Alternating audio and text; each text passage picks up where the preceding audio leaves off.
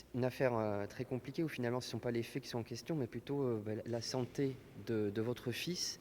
Vous avez essayé de faire passer des messages auprès des jurés et de la cour. Quelle est la chose principale que vous voulez qu'on retienne dans cette affaire pour vous? Dans cette affaire, c'est un problème psychiatrique. C'est pas un problème de personnalité.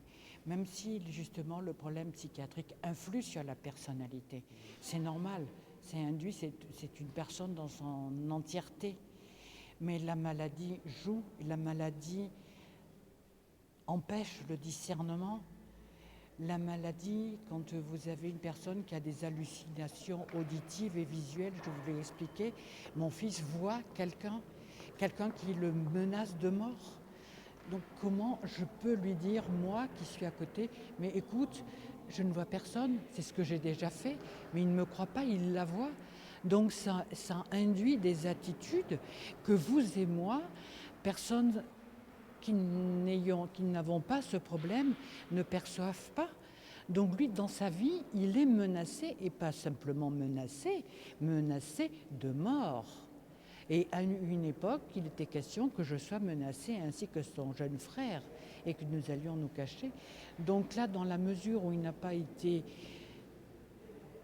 traité comme il se devait, moi j'ai perçu le problème dès le départ, mais parce qu'il y avait une antériorité dans ma famille, j'ai su la gravité.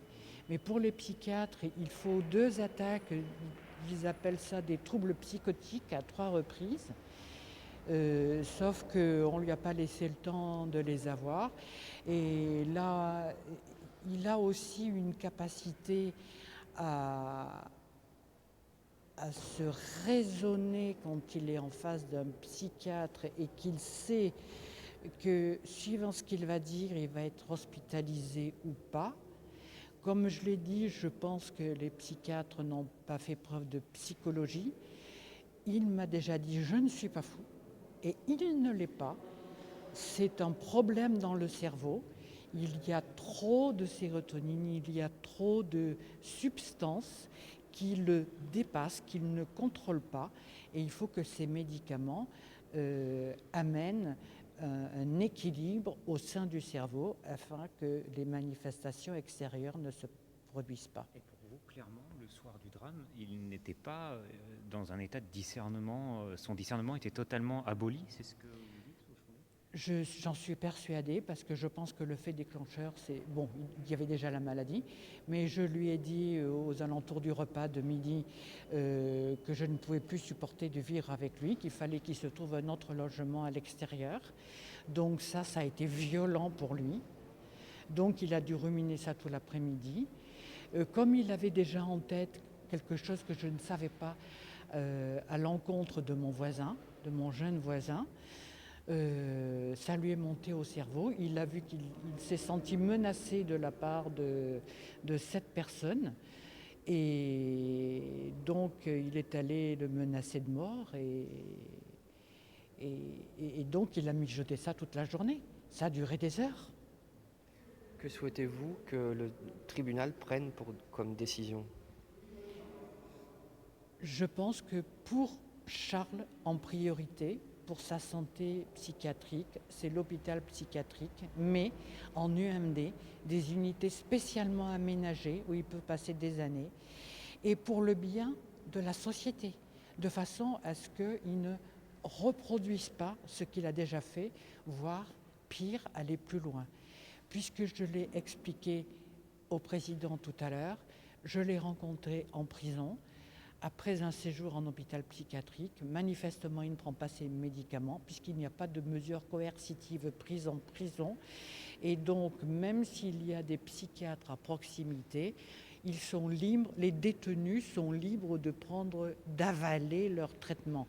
Et donc, ce qu'il ne faut pas pour mon fils, il faut qu'il y ait impérativement soit une personne présente pour s'assurer qu'il déglutit les médicaments, qu'il les a bien avalés, ou alors l'injection retard, une piqûre que l'on fait une fois tous les 3 semaines ou tous les mois, qui a des incidences, mais au médecin de suivre pour qu'il y ait le moins d'incidences possible. J'ai une dernière question.